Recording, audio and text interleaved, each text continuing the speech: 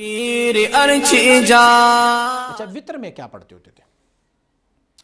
وطر میں آپ کی عادت یہ تھی کہ آپ پہلی رکعت میں سورہ اعلیٰ پڑھا کرتے تھے، سبح اسم ربک الاعلی الذی خلق فسوی والذی قدر فہدی والذی اخرج المرعی، سورہ اعلیٰ پڑھا کرتے تھے۔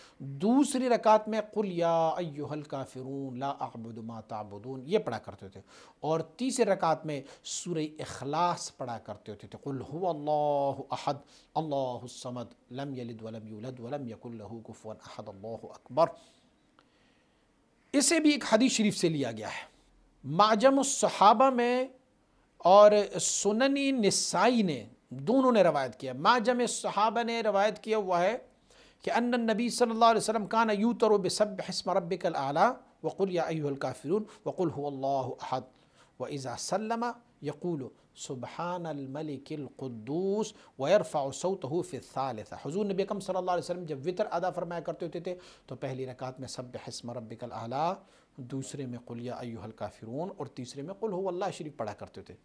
اچھا، اور حضور مبارک صاحب علیہ الرحمٰن نے جو عمل کرنا تھا کہ وطر کے بعد 2 دفعہ خاموشی کے ساتھ یعنی نیچے آواز کے ساتھ سبحان الملک القدوس پڑھا کرتے ہوتے تھے، اور تیسرے مرتبہ اونچی آواز میں پڑھتے سبحان الملک القدوس پڑھا کرتے ہوتے تھے۔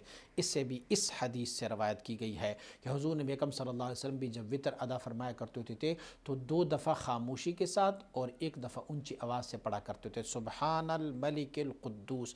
مجمع الصحابہ انٹرنیشنل نمبر حدیث 1927۔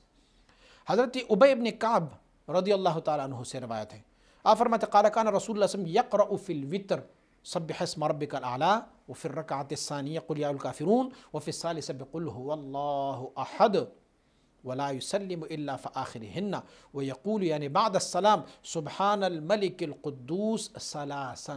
سنن کبریٰ للنسائی، امام نسائی نے اس حدیث کو نقل کیا ہوا ہے، جلد نمبر 1 صفحہ نمبر 249 میں اس حدیث کو نقل کیا ہے کہ حضور نبی اکرم صلی اللہ علیہ وسلم وطر کی رکعتوں میں سے پہلی رکعت میں سبح اسم ربک الاعلی، دوسری رکعت میں قل یا ایھا الکافرون، تیسری رکعت میں قل هو اللہ احد، اور سلام پھیرنے کے بعد آپ پھر کیا پڑھتے ہوتے تھے؟ سبحان الملک القدوس۔